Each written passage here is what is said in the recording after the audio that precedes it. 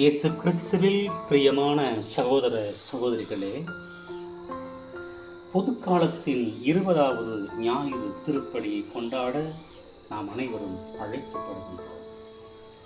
இன்றைய முதல் வாசகம் நீதிமொழி அதிகாரம் 1 முதல் 6, இரண்டாவது வாசகம் எபேசியர் 5:15-20, நற்செய்தியாக யோவான் நற்செய்தி 6 அதிகாரம் 51 முதல் 57 வரை. அன்புக்குரியவர்களே, உலகிலே அடிக்கடி அல்லது தொடர்ந்து இயற்கை சீரழிவுகள் நடந்து கொண்டிருப்பதை நாம் அனுபவித்துக் கொண்டிருக்கிறோம்.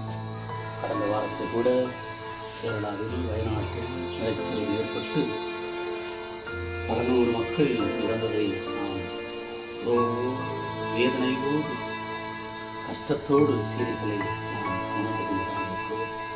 எத்தனையோ பேர் அந்த உயிரை இழந்திருக்கிறார்கள். அந்த விபத்திலே ஒரு மனைவி கால் ஊனமுற்று தன் கணவரோடு தன் வீட்டின் முன்னால் இருந்த மரத்தின் கிளை ஒன்றில் உட்கார்ந்தார். அக்கிளை 2 பேரையும் தாங்க முடியாமல் ஒன்று நிலையில் இருக்கிறது. மனைவி ஊனமுற்று தன் கணவரை காப்பாற்றும்படி அவர் இந்த வெள்ளத்தில் குறைத்து தியாகம் செய்கிறார் என்று செய்தி. நல்ல ஒரு கணவருக்காக ஒரு மனைவி தன் உயிரை கொடுக்கிறார்.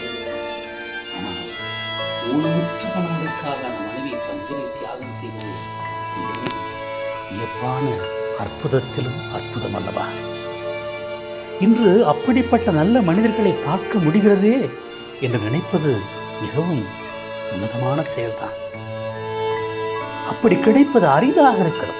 நல்ல மனிதர்களை பார்ப்பது இன்று அரிதாக இருக்கிறது. ஆனால் கிறிஸ்துவருடைய வாழ்வு எங்கள் அழிவதில்லை என்பதன் சாட்சியமாக ஒவ்வொரு இயற்கை சீரழிவுகளும் மனித நேயங்களை ஒன்றிணைக்கிறது என்று நாம் உணர்ந்து கொள்ள வேண்டும்.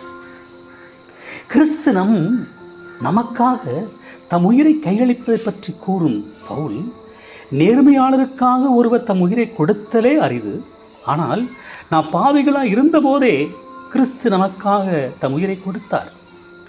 இவ்வாறு கடவுள் நம் மீது கொண்டுள்ள அன்பை அவர் எடுத்து காட்டுகிறார் என்று ரோமையருக்கு எழுதிய மக்களே 5:7-8 நாம் படிக்கிறோம். நாம் பாவிகளாய் இருந்தும் கிறிஸ்து நமக்காக சிலுவையில் கைகளை விருத்து பாடுபட்டு பலியானார்.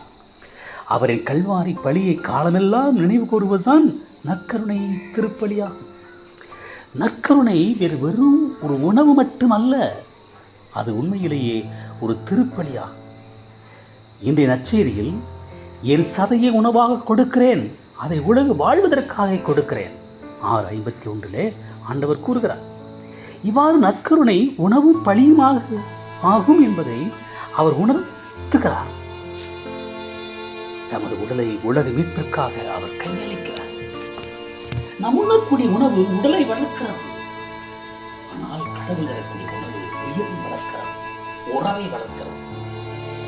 இரவு உணவின் போது அவர் அப்பத்தை எடுத்து, இது உங்களுக்காக கொடுக்கப்படும் என் உடல், லூக்கா 22:19 என்றும், அவரை திராட்சரசம் நிறைந்த கிண்ணத்தை எடுத்து, இந்த கிண்ணம் உங்களுக்காக சிந்தப்படுகின்ற என் ரத்தத்தால் நிலைப்படுத்தப்படும் உடன்படிக்கை என்றும் கிறிஸ்து கூறுவதை நாம் மறந்துவிடக்கூடாது. 22:20 படிக்கிறோம். இங்கே 2 இறை வார்த்தைகளை நாம் உணர்ந்து கொள்ள வேண்டும். கொடுத்தல், சிந்துதல் என்ற சொற்கள் மிகவும் ஆழமானதாக நாம் ஏற்றுக்கொள்ள வேண்டும். கொடுத்தல், சிந்துதல், தம்மையே பலியாக கொடுத்தார், தன் ரத்தத்தை சிந்தினார் என்பதை உணர்ந்து கொள்ள வேண்டும். அவர் கொடுத்து கொண்டே இருக்கிறார். நமக்காக இன்றும் கொடுத்து கொண்டே இருக்கிறார். கேளுங்கள் கொடுக்கப்படும் என்று கொடுத்து கொண்டே இருக்கிறார். அதுபோல நாம் பாவங்கள் செய்கிற போது தன் ரத்தத்தை சிந்தி கழுவி கொண்டே இருக்கிறார். அதனால்தான் இவையெல்லாம் இயற்கை சீரழிவுகள் எல்லாம் ஒரு சுத்தப்படுத்தக்கூடிய, கழுவக்கூடிய ஒரு செயல் என்பதை நாம் ஏனும் உணர மறந்து விடுகிறோம். கிறிஸ்துவே கொலைக்களத்துக்கு இட்டுச் செல்லப்பட்ட உலகின் பாவங்களை போக்கும் உண்மையான செம்மறி.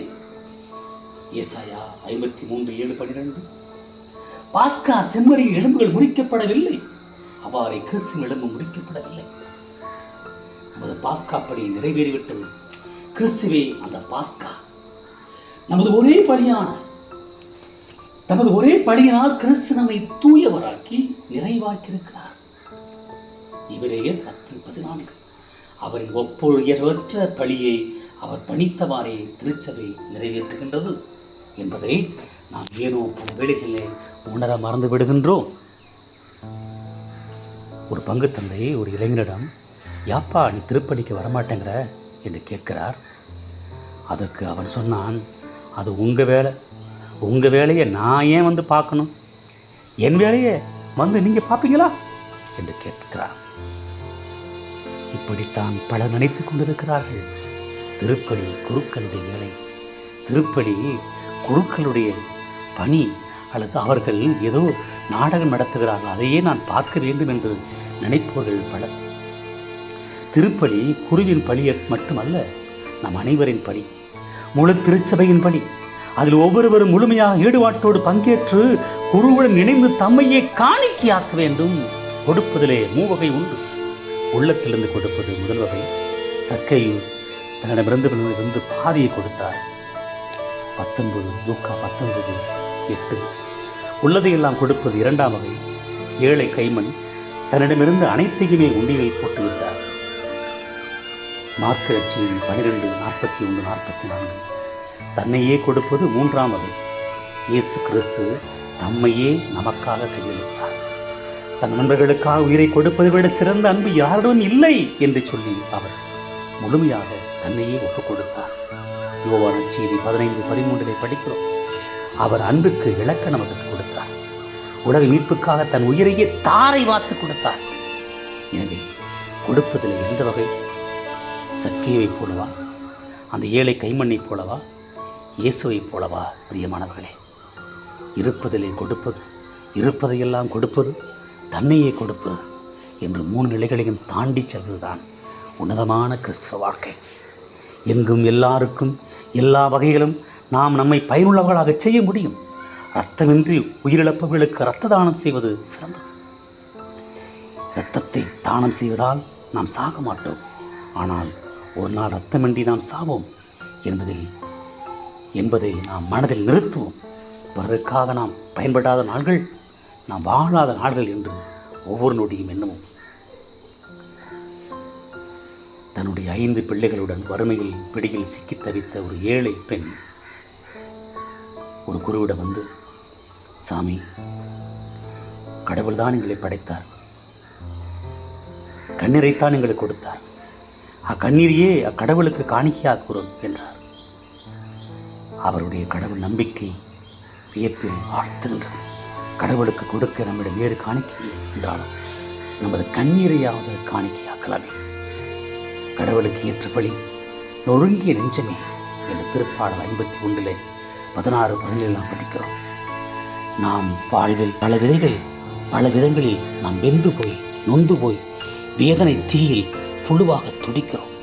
வறுமை, நோய், வேதனை, துன்பம், உறவின் முறிவுகள், விரிசல்கள், வலிகள், மன இறுக்கங்கள், பாவங்கள், பலவீனங்கள், சண்டைகள், சச்சரவுகள், ஏமாற்றங்கள், இப்படி எத்தனையோ நம்மை துரத்தி கொண்டே இருக்கிறது. ஆண்டவரிடம் அவைகளை கொடுக்கலாமே. எங்கள் இறைவனாய் ஆண்டவரே, தாழ்மையான மனதோடும் நுறுங்கிய உள்ளத்தோடும் வாடுகின்ற எங்களை ஏற்றலும் என்றுதானே இன்றைய திருப்பலி சபை மன்றாட்டு ஜெபம் ஜெபிக்கிறது. கண்ணீரிலும் கடவுளை காண கம்ப்யூட்டர் அறிவு போதாது பிரியமானவர்களே. அதற்கு கடவுளின் ஞானம் தேவை. அந்த இறைஞானத்தை சுவைத்து மகிழ, வேதனை நீக்கி பேரின்பம் வாழ்வு வாழ நம்மை அழைக்கிறது எங்கள் கடவுளுடைய வார்த்தை. முதல் வாசகம். 2ஆம் வாசகத்திலும் ஞானமற்றவர்களை வாழாமல் ஞானத்தோடு வாழ நம்மை அழைக்கிறார் உயிர்ப்பவர். நாம் முன்னோர்கள் கூறுவார்கள், பலாப்பழத்தில் பலாச்சுளையை எடுக்க கத்தி தேவைப்படுகிறது. வாழ்வை சுவைத்து வாழ புத்தியுடன் ஞானமும் தேவைப்படுகிறது. கிறிஸ்துவே கடவுளின் ஞானம். அவரை பின் சென்று அவர் அருள்வாக்கை கேட்டு அவருடைய திருவுடலை உண்டால் அவர் நமது அகையிருளை அகற்றி ஞான ஒளியேற்றுவார். முட்டாள்களாக நாம் வாழலாம், ஆனால் முட்டாள்களாக நாம் சாகக்கூடாது. ஒரு முட்டாள் தான் முட்டாள் என்பதை உணரும்போது அவர் ஞானியாகிறார். ஒரு பாவி தான் பாவி என்பதை உணரும்போது அவன் நீதிமான் ஆகிறான். நான் யார் பிரியமானவர்களே? சற்று தம்மை தாமே பரிசோதித்து பார்ப்போமா? யார் ஒருவர் நான் பாவி இல்லை என்று சொல்கிறார்களோ அவர்களே பாவி என்கிறது இறைவார்த்தை. இன்று நான் அகந்தை, ஆணவம், நான் என்ன பாவம் செய்தேன், அவன்தான் நான் உத்தமன், நீதிமான் என்று சொல்லக்கூடிய ஒரு பிள்ளையும் கடவுளுக்கு ஏற்ற பிள்ளைகளாக இருக்கப் போவதில்லை. கடவுளுக்கு முன்பாக தாழ்த்தி கொள்ளுங்கள், கொடுங்கள். ஆண்டவர் கொடுத்து கொண்டே இருப்பார். அது வாழ்வதரும் உணவாக கொடுப்பார், வாழ்வதரும் கொடையாக கொடுப்பார். அப்படிப்பட்ட கொடைய மக்களாக வாழ இறைவனிடம் மன்றாடுவோம்.